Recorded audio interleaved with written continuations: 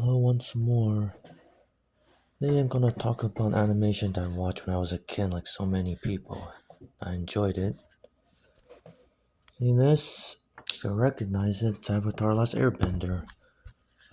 Now, you can say this is like an adaptation or so. Why? Because it talks about a few episodes from the show back when it was still running, like almost 20 years ago or so. But anyway, in order to pretend it's serious, it says that the whole book is a hidden scroll and that the whole world's at stake, so we can't give it to anyone else.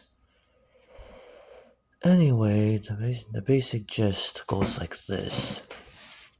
Like, for example, in one episode, they go to a town hall hoping to find if anyone's still alive. But he gets pretty upset when he finds his old teacher didn't make it at all. Then in the next story, he has to confront with the fact that he ran away 100 years ago and how he can come to terms with that. This he realized when he saved someone from a very big storm.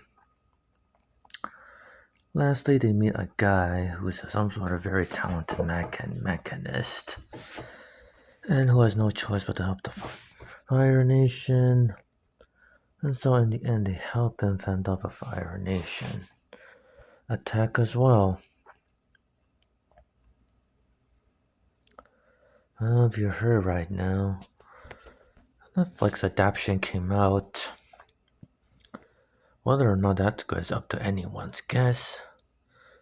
But if you ask me, I suppose they tried their hardest already, even if there are some obvious deviations from the original animation.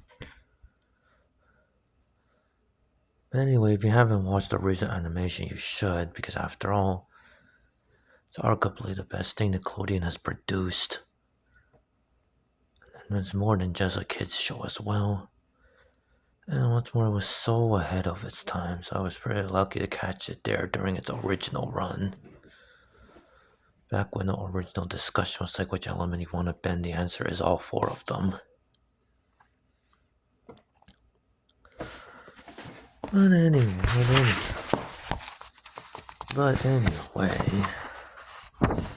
my house there are three other books talking about the three elements as well, masquerading as lost scrolls as well. But anyway, it's obvious that it's the hero's journey of Aang, you know.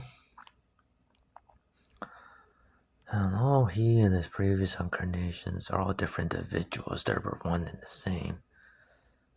All the other avatars before him have their own interpretations of life, and he can only ask them for advice, even if it's a bit briefly temporary.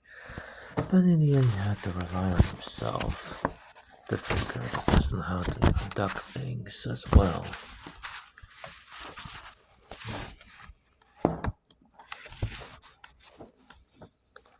So yeah, we suck at the last Airbender. But hey, things get better because in the future it'll be different. There have been no new Airbenders, but that's another story as all.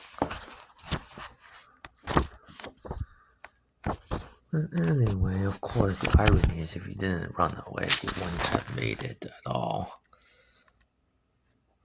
Though it is a cruel irony when the people 100 years later have to point out this face gaming that he ran away. They didn't want to help anyone at all. Even if that sounds very unfair. Regardless. Of course, that's the way it is, huh? Things get better and then things get worse, huh? Being an avatar doesn't necessarily mean you're invincible or that you have an easier time in general at all. Of course, luckily, as close friends, I can help them, so they form a team, so yeah. I mean, they all stuck close bonded with each other, even when they get old eventually. So yeah. Well, that would be all for today. Thank you. I'll see you next time.